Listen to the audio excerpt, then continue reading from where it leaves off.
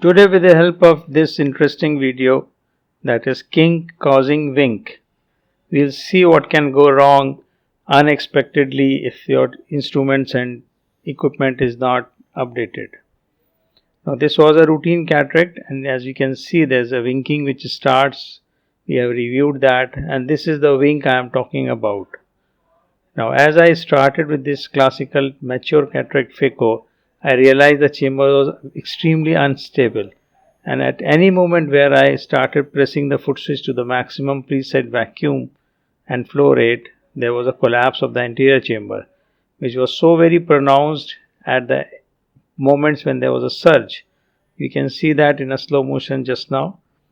So watch this, how the chamber collapses to the extreme. This is when there was a surge because the occlusion was broken.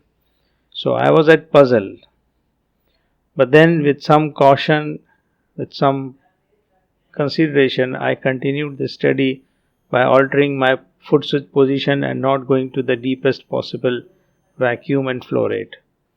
And at some point I realized that this is not the usual behavior of my machine. So I asked my assistants to check the tubing all around, and we found we had a culprit, and by that time we had numerous episodes of this kind of wink of the anterior chamber.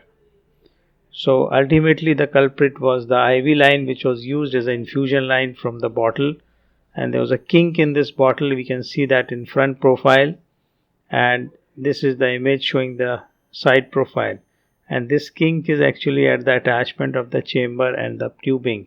Probably the crimping machine must have had failure, and this might have caused a displaced kink.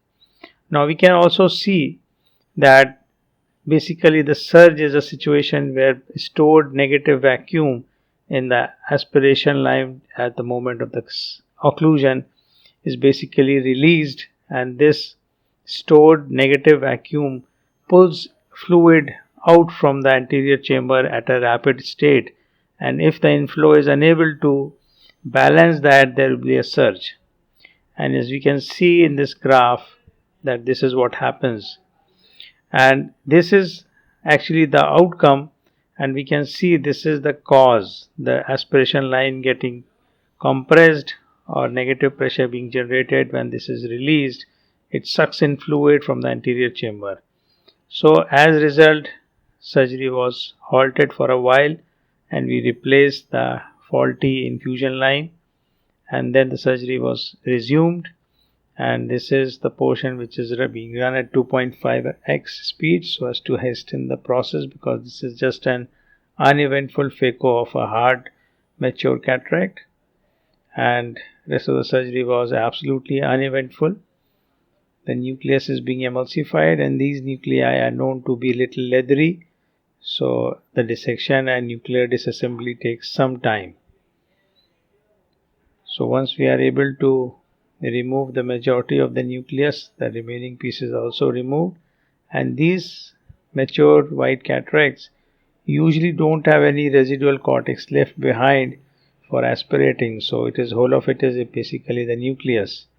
Here we can see just a rim of condensed cortical matter which is lying there in a semi-lunar fashion, and the bag is now absolutely clean.